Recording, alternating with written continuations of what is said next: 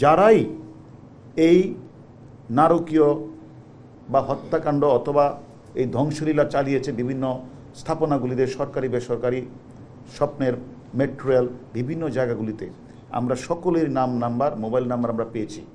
আমরা অনেকে যদি মনে করে যে পার পর কোনো প্রশ্ন ওঠে না, আমরা সবার নাম নাম্বার পেয়েছি। আমাদের টিম কাজ করছে। বাংলাদেশে, আমি বললাম তো, বাংলাদেশের যে প্রান্তে থাকুক তারা অবশ্যই আইনের আয়ত্তে আসবে, কারণ তারা যে কাজটি করেছে এটা নেককার জন্য ঘটনা ঘটিয়েছে।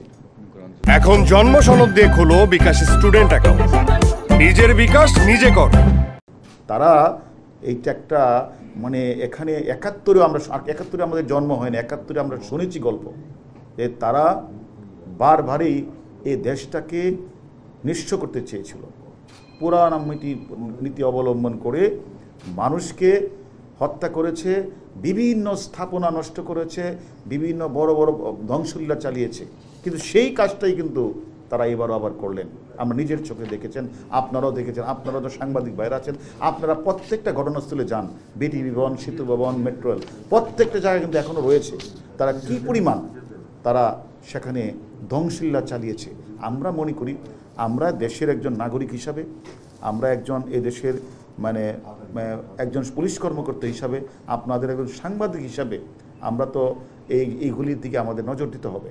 আমরা মনে করি সেই কারণেই আমরা সকলেই কাজ করছি। আপনারা আমাদেরকে সাহায্য সুবিধা করেন। আমরা এই সকল কিছু একসাথে মিলে যারা এই কাজটি করেছে তারা দুর্বৃত্ত, এই দুর্বৃত্ত যারা এই কাজটি করেছে, এবং জামাত শিবির এবং বিএনপি যাদেরকে প্রশ্রয় দিয়েছে, মেসেজ দিয়েছে, লন্ডন থেকে হুকুম দিয়েছে, বিভিন্ন জায়গায় মানুষকে নিয়োজিত করেছে এবং পুলিশকে পালিয়ে গিয়ে খুঁজেছে, পুলিশের স্থাপনা নষ্ট করে দিয়েছে, পুলিশ সদস্যদেরকে লটকিয়ে পিটিয়ে তারা হত্যা করেছে। এরকম ঘটনা যারা ঘটেছে তারা মনে করি তারা ভালো চায় না, বাংলাদেশের মঙ্গল তারা চায় না, তারা বাংলাদেশে কোনো নাগরিক হতে পারে না। আমি এই কারণে বলছি, যারা এই কাজটি করেছে, যারা হুকুম দিয়েছে, যারা বাংলাদেশে বসে ইমপ্লিমেন্ট করেছে, যারা বাংলাদেশে বসে টাকা সাপ্লাই দিয়েছে, অর্থ বিনিয়োগ করেছে, আমরা তাদেরকে অনেকেই আমরা প্রায় গ্রেপ্তার করেছি। অনেক বড় বড় নেতা আমরা এসেছি, তারা অলরেডি মুখ খুলতে শুরু করেছে।